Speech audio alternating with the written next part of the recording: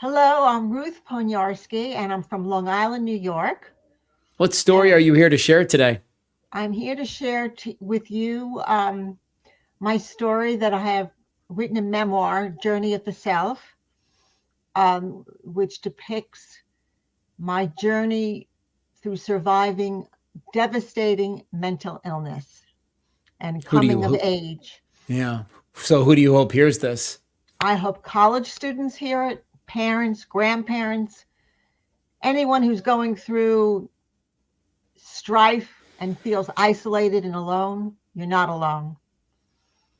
So welcome to Learn from People Who Lived It today. We're going to sit down and visit with Ruth, which I'm going to have to tell you out of the gate is one of my favorite names because my mom's father remarried after his first wife passed away, and he married this beautiful woman named Ruth. And so every time I hear the name Ruth, I think of the sweetest soul I ever knew. And so, first and foremost, I love that name. Dr. Frank Bavacqua was scheduled to be with us on this podcast today, but guess what happened, Ruth? What happened? He and his wife had a baby a couple of days ago. A- Wonderful. And so, yeah, he's in flat out panic mode, I'm sure, right now, trying to figure out what it all means. And I don't know if you've got kids yourself, but I do, and I know what a ride it is, and I know how crazy it seems for the first Crazy. couple of I have weeks. two grown kids. It's One a is lot. 34 and the other, and my son is 36, and it was not an easy ride. Yeah, not at all. Well, listen, let's jump into a little bit about what we're here to talk about today. There's a few things that you guys don't know about Ruth just yet, but you will come to learn. And I would love to start with kind of 0 to 10. I think it's a nice way to get a little snapshot as to kind of how you got wired as a little girl. And so, will you give us a sense of the first 10 years of your life, Ruth? Okay, the first 10 years was pretty smooth. I grew up in a neighborhood where men were from World War II and the women, and it was a baby boom. And there were a lot of children in my neighborhood, and we'd play in the snow in the winter. We'd play outside all day, come in and have dinner. I would walk to school. Elementary school is about a mile away. So my brother was older than me, 3 years. We would walk to school. Even when I was 5 years old, we would walk to school. There were no problems, very outdoor life. And then a very interesting event, my mother, when I was at the age of between 6 and 7 years old, my mother, a little eccentric and an artist, she took me to a life drawing class where there was a nude model, a woman by the same name as my mother, Augusta. She said to me, "Don't laugh. I want you to draw the lady." So I depicted it very well. I got the torso correct. And then the bottom part of the body was almost like a Picasso because I sort of lost concentration. At that age, your concentration and discipline, is not that much, but it was enough to depict a Picasso drawing, very advanced at Let the age me of let me show everybody what you have here. I went to your website to look at this photo after I knew you would talk about this story, and that is the drawing right there. You can see it on the screen for those of you that are streaming the show on YouTube. yeah, That six is or what you seven. draw. Yep. So from that moment on, I mean, I was really influenced to look at the physical environment, really like look at things, just absorb things. And I really, really became an artist from early on, even though I didn't adventure into that in college. I went into architecture because in my youth, I was good in math. Obviously, I was good in art. And in high school, I was good in physics. So I put all those three things together and I said, I'm going to go to architecture school. So Can I that's, ask you a question really quick? yeah, One of the things that I'm taken by is your mom's decision to take a little girl to a class where there's going to be a nude woman to do the thing, and not from the standpoint of like a stuffy standpoint, but from an bravo standpoint, right? Too, because all too often we sexualize situations for kids way too soon, and it would seem to me like this was your mom saying, "Hey, don't laugh. You can look at this woman. she's just like you, and you can just draw her, and there is nothing else there. Is that the sense that you've gotten after, because now you can look back on the situation with a different lens, but do you look at it the same way? Like, bravo, mom. Thank you for exposing me there early in the right way. Yeah, kind of. Yeah, my mother was really ahead of her time, Yeah, sounds like The it. only thing that really upset me though, she thought the drawing was so good. She entered me in a contest with 5, 6-year-old drawings. They were all, displayed on the wall. And I believed that my drawing was the best there. Uh-huh. It didn't win. Okay. Oh, Because politically, you're showing a nude in a group of young children's drawings. So right. it kind of like, in a political sense, it didn't belong there. It was like Yeah. too advanced. And the mayor of the city was there, and I wouldn't shake his hand. I was so adamant I wouldn't shake his hand. That's how There it I is. reacted. I really believed in myself at the age of 6 or 7. I believed that that was the best. Yeah. Good for Yeah. you. I mean, that kind of confidence is the stuff that people would pay for, as an adult. So so 0 to 10, you kind of, you went through that sequence. Would you say that you, for all intents and purposes, had a good childhood, a bad childhood, traumatic, volatile? Like, what kind of word would you use to describe it? Well, I think it was a good childhood. But the thing in those days was parents didn't really talk about problems in an open way. Sure. And that's from my grandparents' generation. They didn't really talk through problems at the table or personally. You'd go to school, you would do your homework. I was bored a lot. And my mother, she gave me French lessons, and I went to Hebrew school, but I didn't really connect with what she was offering me. She Interesting. she took me to the art class. That was the greatest thing, but she didn't continue in that vein with the art, even though art was really, I think that was my essence, to like and enjoy art and be good at it.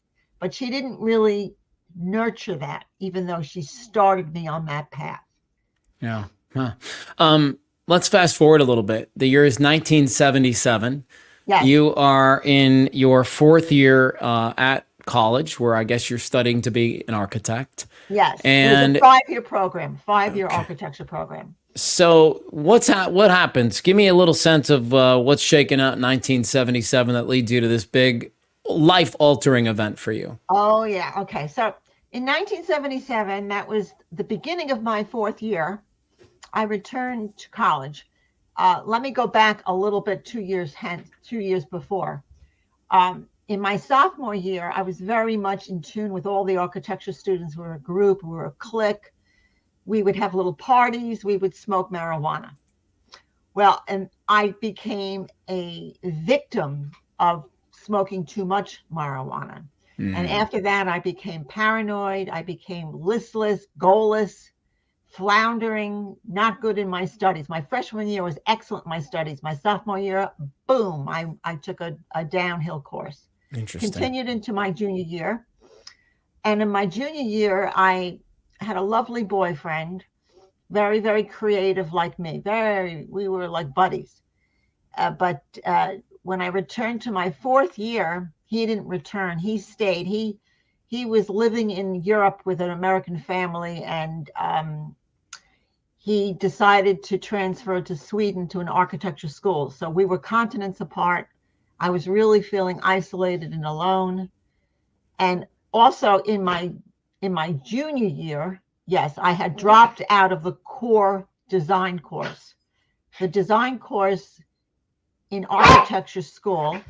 Oh, my dog. Can you hear my dog barking? He's fine. Yeah. What's his name? Okay. His name is Caesar. All right. At least we know when he's barking, we know who it is. Yeah. Anyway, so I dropped the core design course, which was really central to all the relationships with the architecture students in my class. We would congregate and do all-nighters with our projects. We would stay up for 2 or 3 days finishing a semester's project, and we got close. But I had dropped that course in the junior year. I just couldn't do it because of my sophomore year and what I had gone through in my sophomore year. So it kind of bled into my junior year, which bled into my senior year. So my junior year, I signed up for a fine arts painting course. So I took one course in that 2 semesters. I really connected with that, but still I had that low self-esteem and paranoia that followed me since my sophomore year. So by the time I got to the 1977, the beginning of my fourth year, I befriended an older gentleman who was a PhD student, and he was a graduate of the architecture school. And he was assisting a professor in the school that I took the course in. So that's kind of how I met him. And he took the place, but not completely, of my boyfriend. He became a friend, and he had a roommate, Hans, who was a PhD physics student who I had long conversations with. Anyway, so I came back from Thanksgiving in November, and he invited me to this intimate party at his apartment with Hans and a PhD physics students. And they had soda, no wine, no drinking liquor or anything, just soda and little treats and everything. And the party went through. I was talking the whole party, but I didn't talk to the gentleman that I was friendly with. I talked to Hans and all of his fellow students.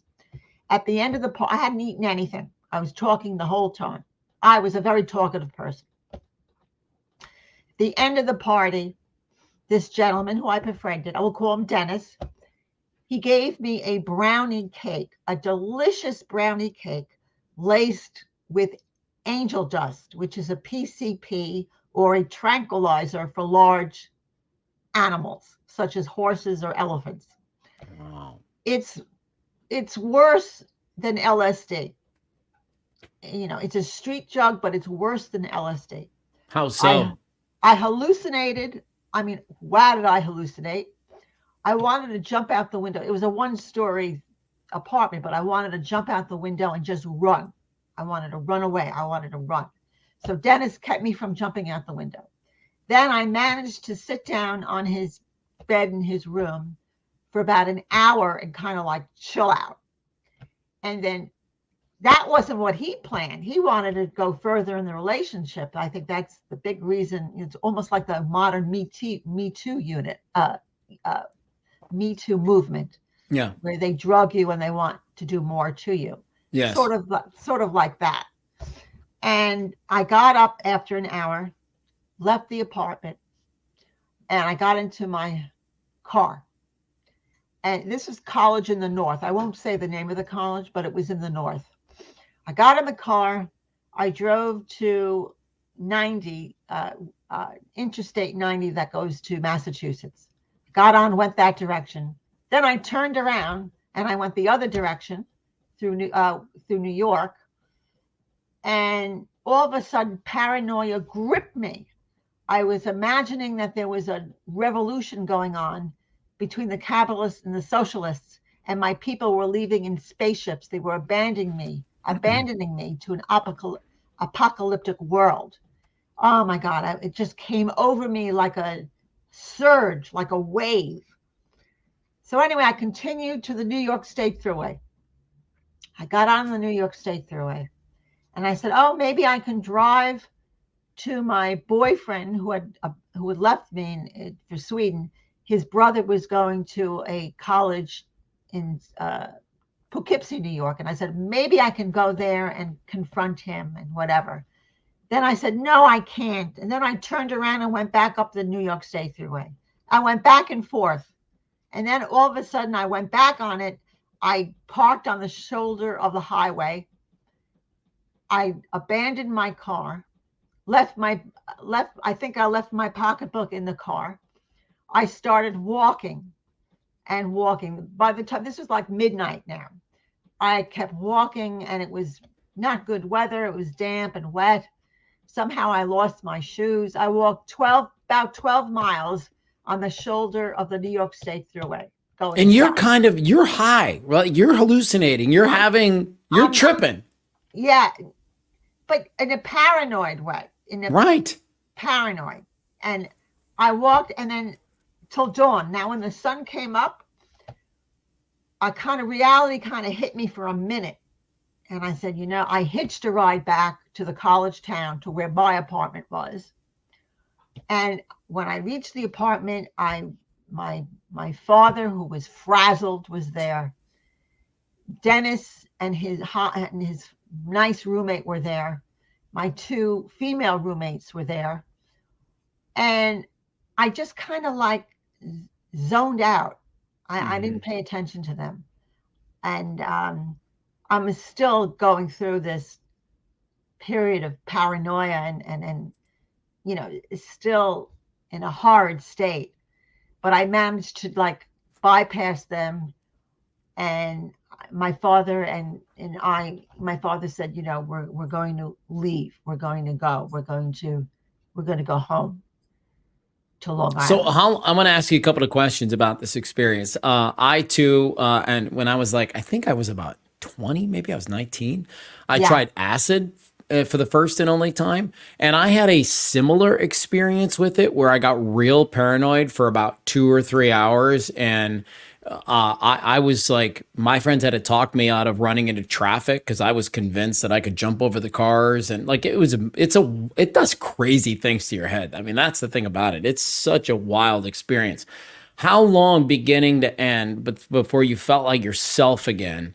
Did that take? Is that a 10-hour process? Is that 15 Oh, hours? no, no, no, no. When I left with my father, and let me just backtrack for 1 minute though. Sure. The Yeah. combo of my low self-esteem and my paranoia from the marijuana in the sophomore year lingered. It lingered with me. Again, I never talked about it with my parents. They were never open to my problems to talk about them. So it lingered for 2 years. And then the combination of that and the PCP, the combination of that like threw me over. Yeah. Right. The effects lasted. Oh yeah, so he took me back. We spent the night in the hotel in the Holiday Inn, and I hadn't eaten for 24 hours either, so I had a little dinner. And the following day, it was the hardest journey for my father to take me back, 3.5 hour ride to Long Island. I wanted to jump out the car. I mean, he had one hand on the steering wheel and one hand on me. I just wanted to jump out of the window. And Like you were suicidal? no, not suicidal, paranoid. There's Yeah. a difference. I didn't want to end Yeah. my life. I wanted to run away. Got it. Got it. The revolution was still going on in my head. I didn't want to be abandoned, even though I was with my father. Wow. I was irrational, but not suicidal. Got it. Never suicidal. With all the stuff I went through, I was never suicidal. Just anyway, paranoid as hell. Paranoid. That tripping lasted anyway. The effects, and I couldn't sleep. And he took me to a psychiatrist. My first time in a therapy in a psychiatrist's office, which was a little bit daunting to me because I didn't know what to expect. It was strange. I didn't really want to talk, but he took me there before he took me to our home. And the psychiatrist said to him, your daughter is experiencing a nervous breakdown. He said, she doesn't have to be hospitalized. You have to take her home. I will give you this Thorazine at the time. Thorazine was a very big antipsychotic at the time. Not many medications at that time. I think there was only two. Haldol and Thorazine was the only two available drugs at that period of time in 1977. And so the Thorazine helped me sleep, but I couldn't sleep. I went days with broken sleep. Days with broken sleep. That's just the beginning of this whole adventure. That's just the icing. That's all it is.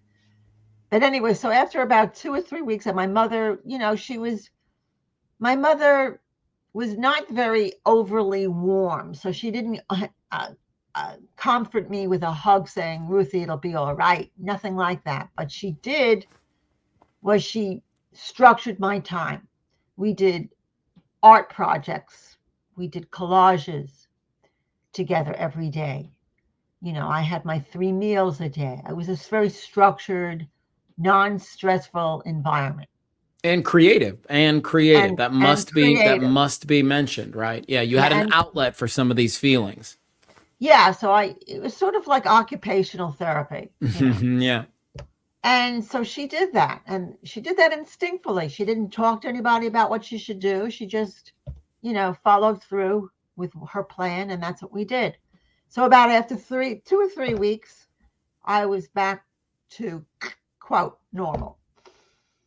And I guess I took the semester off, and then in the winter of 1978, I think it was, the spring, I signed up for the spring 1979 architecture program in Brooklyn at Pratt. I transferred there. I never gave up. I never stopped. I always went forward, never gave up. I had to pursue this degree. I started it. I had to finish it. I was, I have can I ask you a few questions? yeah, So, the podcast is called Learn from People Who Lived It. It's an opportunity, I think, to learn from somebody who's done the dance.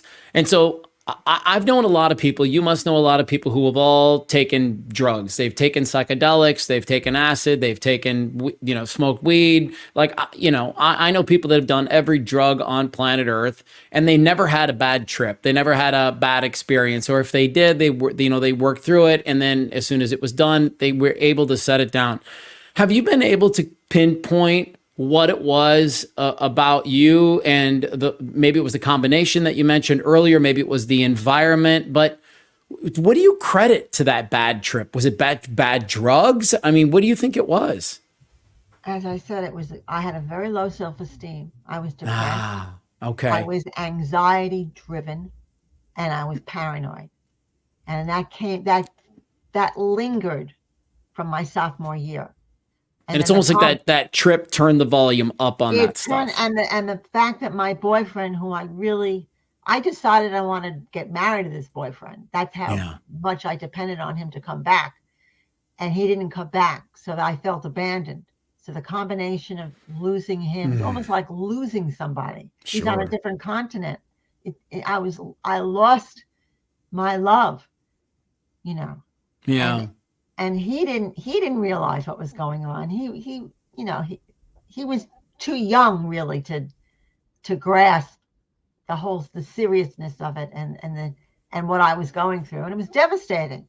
I can imagine. And I so can imagine. that combination with the PCP set me off. Yeah. Plus, I have a very webbed mind. I'm very creative, and that kind of creative mind, I think, could really be susceptible to this kind of outburst.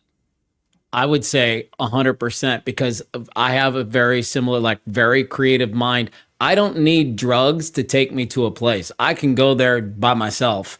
And, Yeah, this mind can think up just about anything sober. When it's whacked out on something else, boy, can it go to a crazy place. And so I feel you yeah, there. And so the reason that I asked that question, Ruth, is because so many kids they get in, and it's tough, right? Let's be honest with each other. You and I can both look back because we're removed from it. But man, when you're 17, 18, 19, 20, 21 years old, in so many ways, you're still figuring out who you are and you're still trying to find your way in this world.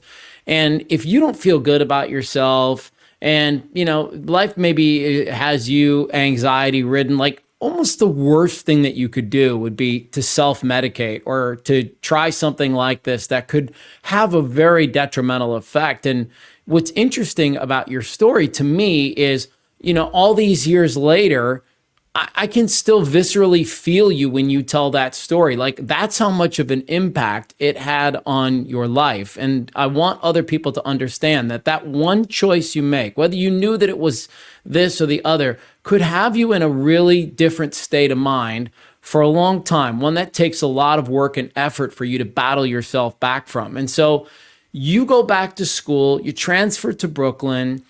Is it at this stage of the game? Are you sleeping better? Are you starting to feel better about yourself? Have you met anybody new? Are the pieces of the puzzle starting to come together still, or does your life feel still anxiety ridden, paranoid, some of these things?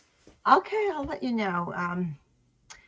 I'm jumping ahead a little bit, but for about 7 years, I had breakdowns every 6 months to a year. Okay. What does a breakdown mean? Nervous breakdown, just like the one I described to you. Okay. Some were less like ripples, and some were very death defying. Like my first one, going down the highway, death defying. I mean, death defying. And I think that the effects of the PCP and the marijuana was in my body. I don't think it went out. It didn't go out. And what I would react to in my life would be social stresses. I was like I had a harsh conscience. Like, did I say the right thing? People are looking at me. They can see through me. They can see that I had a nervous breakdown. They could see that I'm inadequate. I felt inadequate. And that low self-esteem followed me. Even though I was pretty, I was accomplished. I still, stuck to my guns, and I went through architecture. But in between these episodes, okay, I went to school. I traveled, believe it or not. I held jobs, not very well, but I held jobs. I just kept going, and I led a double life. I did not let the people around me know, my peers. They didn't know I was breaking down every 6 months to a year. I kept it hidden. I made all the excuses in the book. Were you Nobody embarrassed really. by it? Do you think you were Oh yeah, embarrassed by I it? was Oh, embarrassed. I had a low self-esteem, and at that time in 1978 and 79, it wasn't really open as it is yeah. today. Even today, it's not even that open. I But know. back We then, think we're so far, but we have so much further to go. absolutely. And Yeah. people look at me when I tell my story. It's like, you know, uh, wow, you know, that's different, or they have a hard time relating to it, or they do relate to it. It's either or. Yeah. But at that time, I felt, I felt ostracized, even though I wasn't ostracized. I felt ostracized. It's all going on in my head All right. because as I said, in between episodes, I led I try to lead a pretty normal existence. And I will tell you, the psychiatrist I had, okay, he was like in a Freudian kind of bubble where he didn't offer any common sense. He didn't offer any real kind of talking and conversation. Instead, he would have me free associate, talk about what I'm thinking, what I'm dreaming, my past. And I didn't really connect with him. I didn't connect, which is not good, you know. And he also in time came remiss to the symptoms of my cyclic demise. And I'll tell you the symptoms that developed. I would lose sleep. Without sleep, you can't do anything. It's I so would hard. lose sleep, and eventually it became severe insomnia in a period of time during a breakdown. I had irrational thinking that everybody was against me. They were going to persecute me. They were ostracizing me. I was a pariah. I was anxious and paranoid, as I said.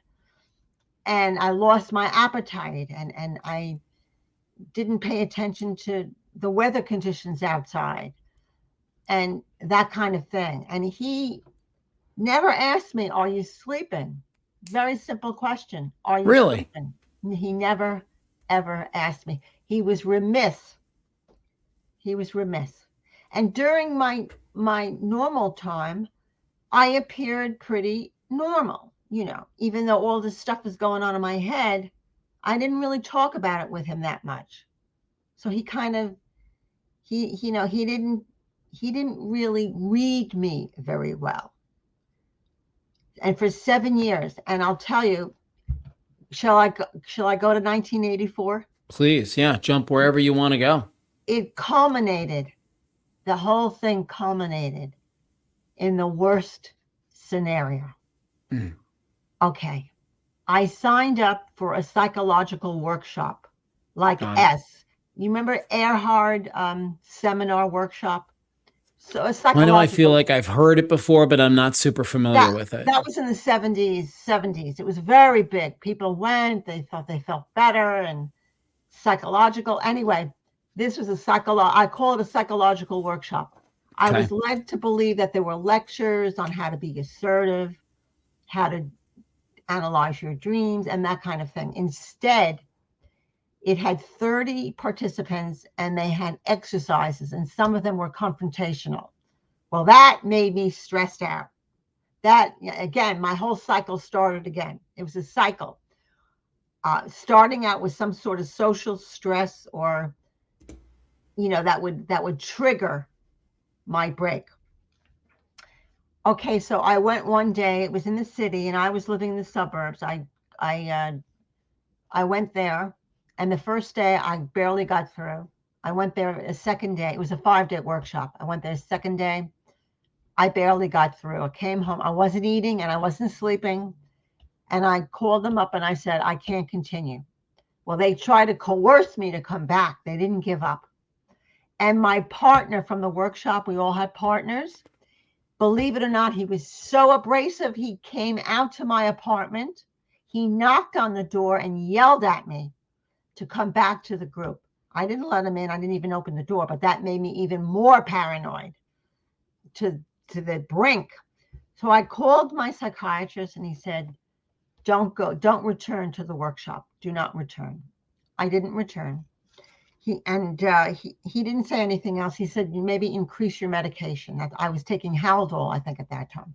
Okay. Increase your medication. Well, for me, first of all, I was always in denial, so I wouldn't take the medication. I wasn't disciplined and I didn't take the medication. Not that it helped any. I don't even think it helped me that much at all. Anyway, the third day, and my parents were they were on vacation, so they weren't around. They were in a town about 25 minutes away. They were on vacation. And also, by the way, I will add, in therapy, my psychiatrist did not include my parents. He was going on the train of thought that I had to develop independently. I had to be independent and develop outside support systems, which was a major, major league mistake. Be it as it may. So the workshop was Wednesday, Thursday, Friday. Now we enter Saturday.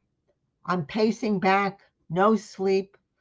And then unfortunately, the neighbors of my apartment, in my apartment building, my neighbors were renovating their apartment. So I had these drill sounds going on all day, which were making me even more paranoid. Sunday arrived, my fourth day without sleep, or fifth day without sleep. My goodness. No sleep. I was pacing back and forth, and then I would sit down and just, I don't know, just sit there. And Monday came around, same thing. I just paced back and forth. I had this art book that I had. I would just look through that a little bit, and in a spaced out way. Tuesday morning, I barged into my psychiatrist's office and saying, his office, which is about also 20 minutes away, I said, I don't feel well. He never asked me if I was sleeping. And I just, it was a wall. I couldn't communicate to him that I wasn't well, that this was serious. He said to me, he goes, I have other crisis patients. Please come back at your designated time Thursday night. I left, isolated and alone. My parents gave me a call. They were back from their vacation. I said, I can't, I didn't even trust my parents at that point. I didn't trust anybody. I didn't trust anybody. I was in this psycho state where I was isolated and I just couldn't get through to anybody. I was yelling, but nobody could hear me. Mm. Wednesday came along, the 7th day without sleep. That was Halloween. I had this idea. Oh, and the drilling was going on in that apartment. You know, it would last till about 9:30, 10 o'clock at night. Jesus. And I said, you know what? I want to leave. I want to get out of this my apartment. I want to leave. And I thought if I went through the front door of my apartment, that I would be persecuted and killed. I tied the bed sheets together, flannel bed sheets, to form a rope. I anchored the rope on the steel post of my kitchen table. I brought it to the window, which was about 5.5, 6 feet away. I climbed out of my window, holding onto the sheet. I thought I could repel the wall. The force of gravity was unbelievable. You never felt a dead iron weight pulling me down. I knew I couldn't repel. It wouldn't work. So in about 3 seconds, I planned my fall. Feet first and then rolled to my side so I didn't hit my head. I fell 30 feet. This was about 1 o'clock in the morning. I fell about 30 feet, 25 to 30 feet. I landed the way I planned, blacked out, didn't remember a thing, woke up in the emergency room at the local hospital. I was on the stretcher. I sat up, and then I was an idiot. I sat up because I broke my back, and I was still going through my paranoia. I was still in my paranoid state. Anyway, so I had 12 hours surgery, a month of critical care, a month at Rusk Institute Rehab in New York City, 5 months in a wheelchair. And then in January, so that's October, November, December. In January, I left Rusk, the beginning. And in January of 1985, I found the right high-risk psychiatrist. I found him. My life changed. Not only with the accident, but psychologically, my life changed. Because he found the proper medication for you, because you were able to unload? No, not yet. He included he was a Quaker, first of all. He was a Quaker. He was a veteran of World War II. He had 4 children himself. And he said to me, Ruth, no more trips alone to Europe. Yeah. No more living on the 3rd floor.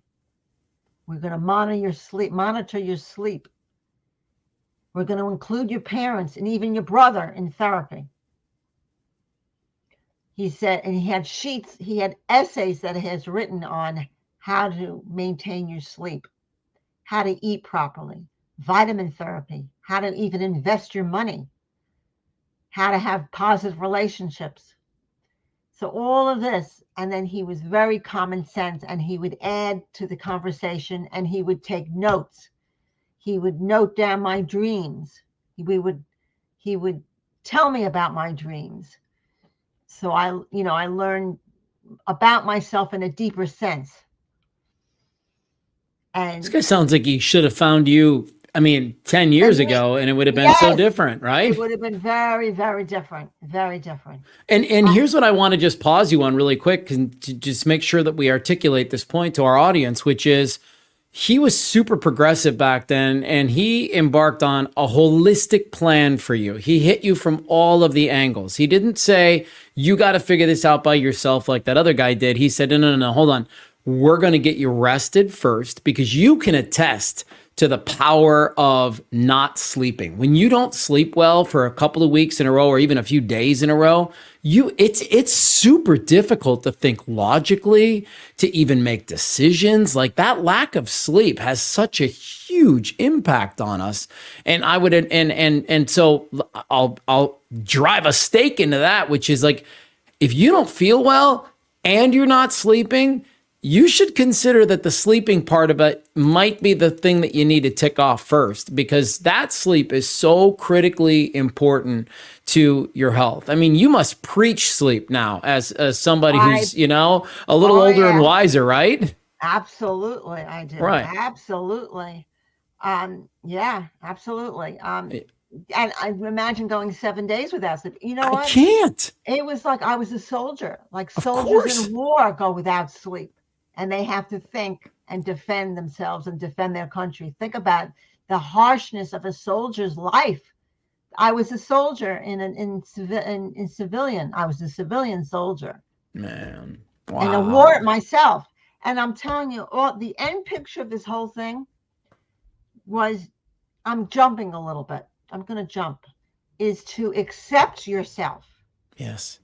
and to know, to learn your limitations, because we all have limitations. We all have limitations, and you have to learn that. And that's part of knowing yourself and coming of age, to know what works for you, as far as career, as far as everyday taking care of yourself, taking care of others, you know, um, that you really have to accept yourself and grow to love yourself and understand yourself. And Which once you is do that, yeah, which is which is a harder than it sounds because very hard. It took me, oh yeah, it took me many years. I mean, maybe in my 30s, even in my 30s, but I started when I was in my 30s, and when hit my new psychiatrist, his name was George. Mhm. And George in 1988, he said, Ruthie, why don't you take up art? Why don't you, take up art? And from that moment, I took up art and I left the construction architecture world.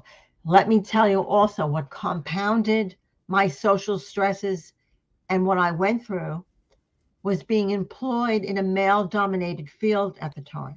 I can imagine. And I didn't really have a mentor. I mean, my father was there, but he wasn't really a mentor in a specific way in architecture. Even though he was in the construction field, he was a commercial roofer. But he was of the World War II mentality in a way, even though he said, Ruthie, give it up. Don't just give up architecture. It's torture. Don't do it.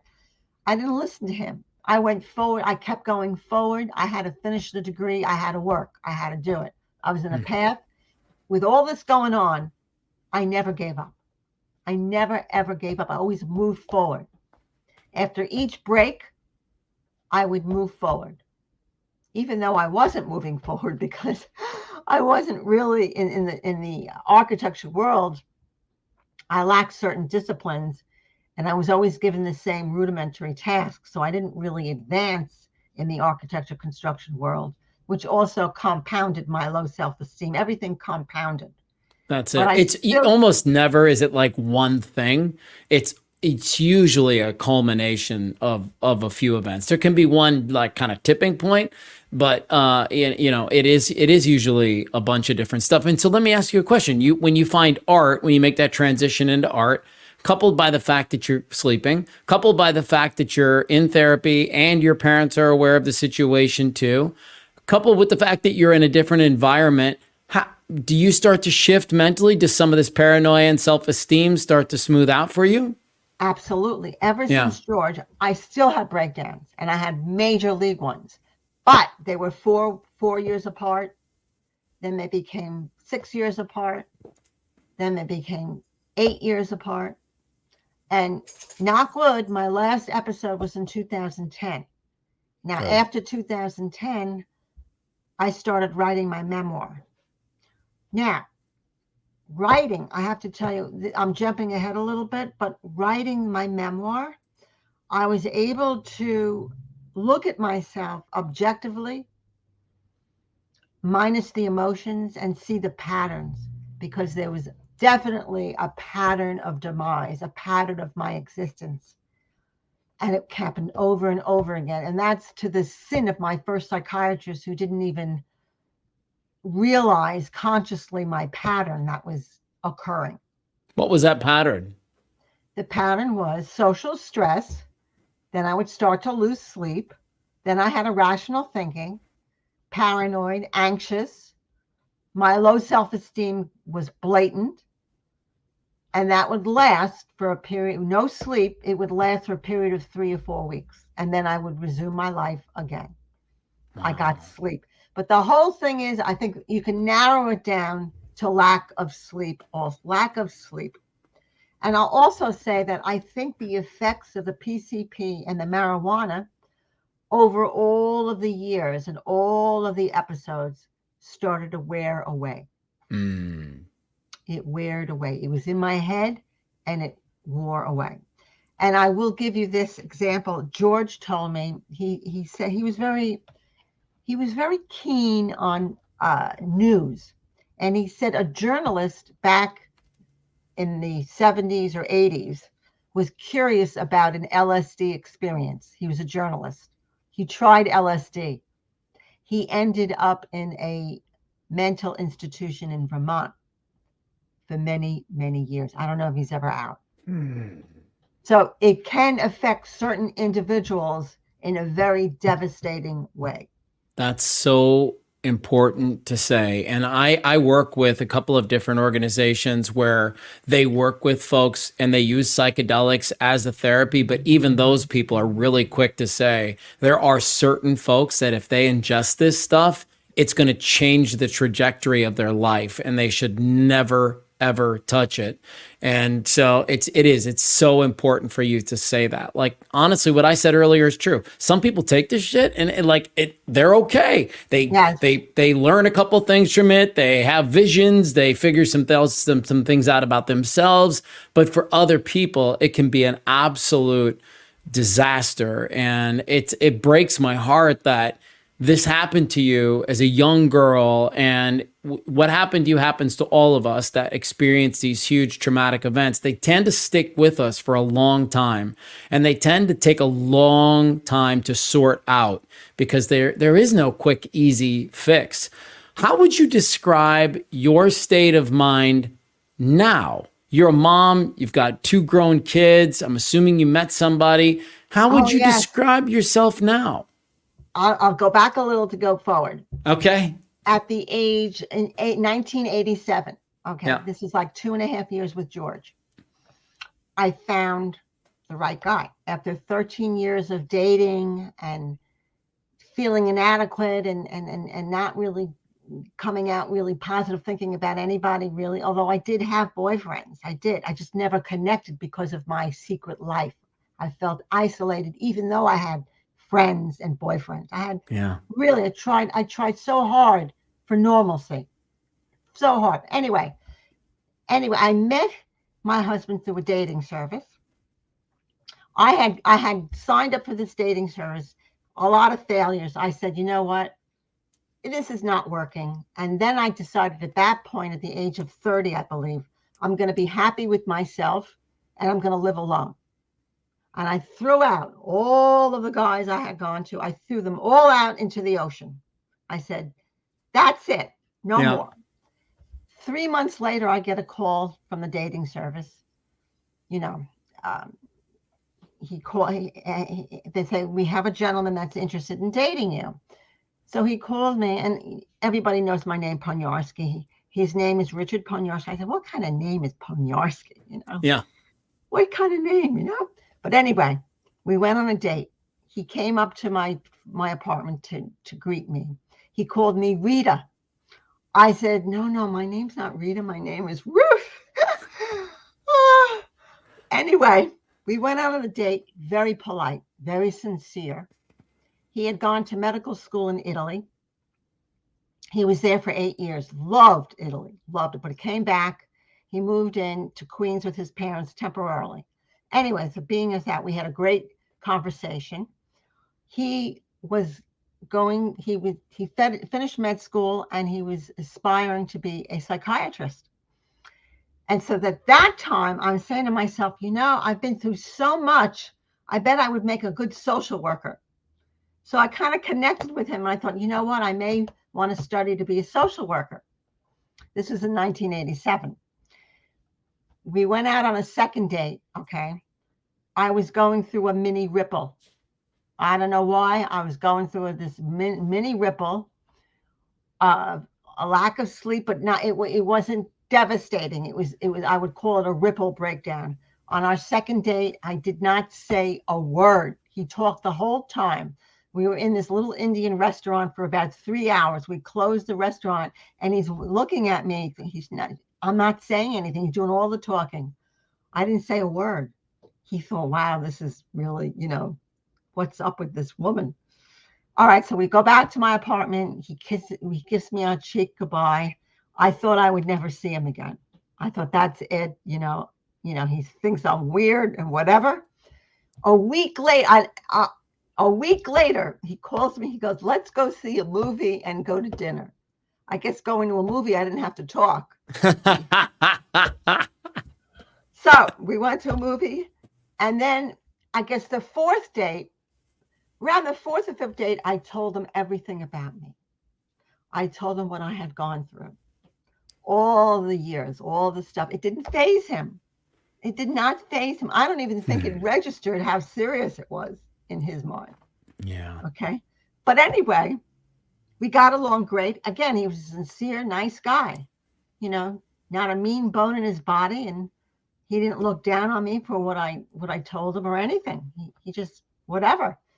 Another week goes by or 2 weeks. And I said, if we get, really serious, I have to have a commitment. He got down on his knees and asked me to marry him. So we got engaged about 2 months into the relationship. 3 months, 3.5 months into the relationship, we got married civilly in the city on Long Island. How were your folks with this? I guess they were happy, but they weren't like, they were a little worried. They're always in the back of their head, Yeah, right.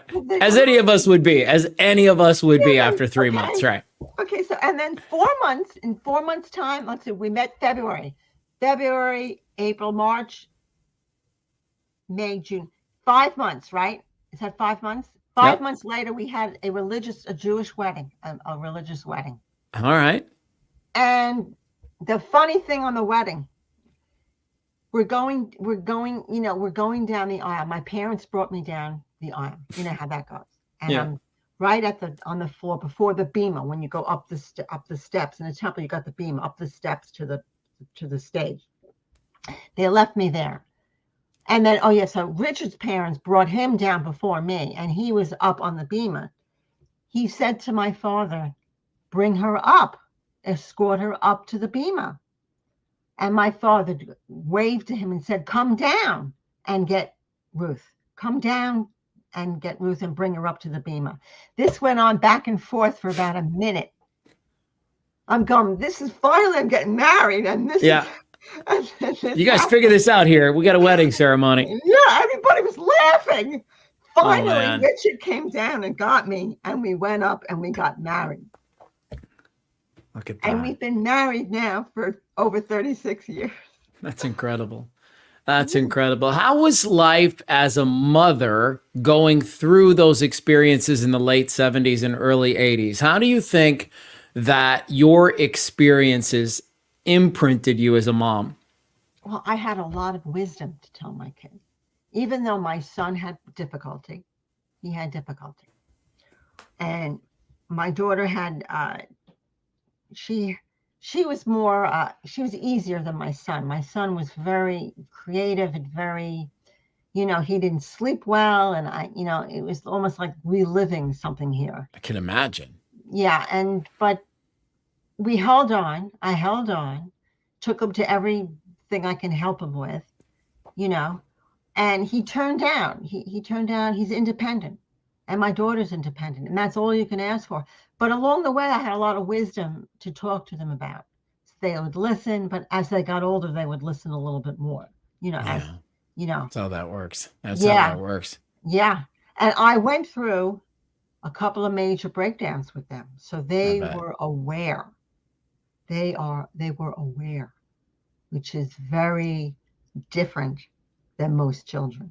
Yeah, that is a critical piece. That's one thing as parents we could do a better job on, I think, is helping our kids understand what it means to be aware, not just of them, but of their surroundings and the things that they're experiencing and thinking and feeling. And because it would have been so nice to go back to that little girl that you were and say, hey, let me help you with that esteem. Like that's coming from a place that I can help you with that, and we can work through that. And I don't know if we don't offer that help to people as much as we probably should. What about your husband? Has he been very supportive of all that you've been through? Not only supportive, but the other way around. I've been very supportive of him. Yes. And because he lived through some of my breakdowns, Hmm. he became a more aware psychiatrist. He lived through it. So with his Yes. patients, he's not just book learned and clinically learned, but life learned. And a lot of psychiatrists, unfortunately, have not been through that kind of a thing with a family member, you know. Yes. Well, listen, So I'm going to show it on the screen here really quick for everybody, but this is it, a memoir of an artist, Journey of the Self.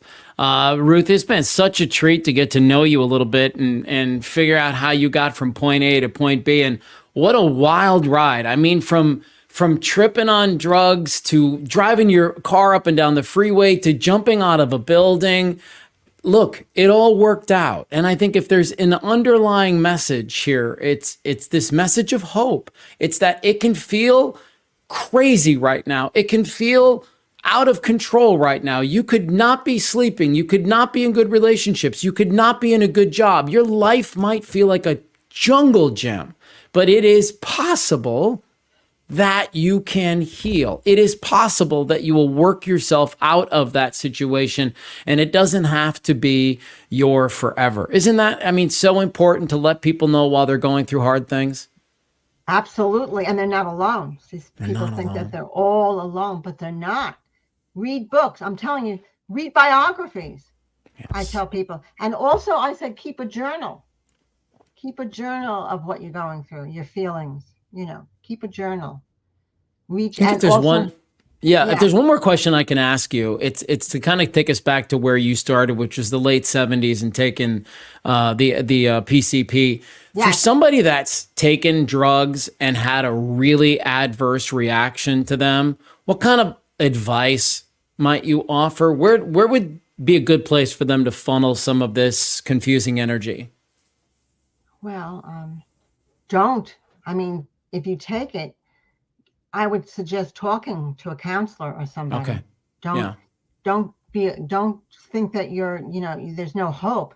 If you react that way, talk to somebody, communicate. I mean, it could be a counselor, it could be a family member, it could be a religious person. You have to communicate. You really have to talk it out, not just keep it within, and go nuts, really, and find that person. I also want to say to you, it took about 20 years to find the right medication. Right. I found the right medication in 1999, an antipsychotic. And Wow. the right dosage was a few more years later to find the right dosage. So I say to people, if the medicine you're taking is not working, because it's a very gray thing with psychotropics, very gray, try another one. Don't hesitate, don't wait. And if you're not connecting with your therapist, social worker, or person that you're talking to, try somebody else. Don't wait. Don't wait 2 years. I'm Right. I'm saying, because it's a very gray field. It's not like a heart attack where you have a medication. If that one's not working, you have another medication. That's sort of like black and white. Right. But the mental is very gray. It's very hard to define. And if somebody does want to end their life, that's really hard to decipher as somebody else. It's all inside of them. So that's a really hard line to to hold, to save, you know, I you know. do. We've said it so Yeah. many times on this show. If your first therapist isn't a fit, you got to go to the second one. If the first medication isn't right, you got to keep moving to the second Yeah. one. And You the beauty only of lose when you today, stop moving. Say that again. is there are many medications. There were I know. many. Back when mine, there was only one or two medications, Right. you know. And also therapy, you can have therapy online. There you can go online and get therapy. You can sign up for a counselor online. So there is avenues you can take, you know. Yes, absolutely. I love Yeah. it. What a fun chat. Thank you for helping us understand a little bit more about it. And I was also thinking, didn't you say that your husband is a psychiatrist? Yes. Is Yes. this not proof that the world works like you ended up with the psychiatrist? That's amazing. Yeah, and I'm his therapist. Bravo. Ruth, continued success with life and this new book, The Memoir of an Artist, Journey of the Self. And we appreciate your time. Thank you so much. Thank you. Thank you for having me.